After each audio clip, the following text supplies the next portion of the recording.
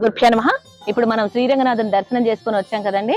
దర్శనం చేసుకుని బయటకు వచ్చిన తర్వాత ప్రదక్షిణ ప్రాకారంలో ఇక్కడ ఈ గోడ మీద మనం గనక చూసినట్లయితే ఇటు చూపించండి. ఈ పైన మనకి కన్ను లేని బల్లి కనిపిస్తుంది. ఒక కన్ను ఉండదు ఆ బల్లికి. తర్వాత ఇక్కడ తోక లేని గుర్రం, అలాగే అక్కడ మొప్ప లేని చేప. ఈ మూడు గుర్తు పెట్టుకోండి. ఈ మూడింటికి శ్రీరంగనాథుడు మోక్షం ఇచ్చాడని చెప్తారు. అలాగే ఆ ఎదురుగుండా ఒంటి స్తంభం మీద గరుడాళ్వార్లు. వీరిని సేవించుకుంటేనే మనకి అక్కడ పైకి వెళ్ళిన తర్వాత సాక్ష్యం చెప్పాలి కదా. 4 అక్కడ 3 చూసామా, ఇదిగోండి 4. ఈ 4 మనం పైకి వెళ్ళిన తర్వాత మీరు శ్రీరంగం చూసారా అని అడుగుతాడు స్వామి.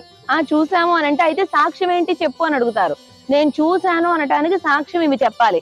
కన్ను లేని బల్లి, తోక లేని గుర్రం, మొప్పలేని చేప, ఒంటి స్తంభం మీద గరుడాళ్వార్లు. అయితే ప్రపన్నులకి పరమ ప్రాప్యమైనవి మాత్రం శ్రీరంగనాథుని యొక్క దివ్య శ్రీచరణారవిందములే.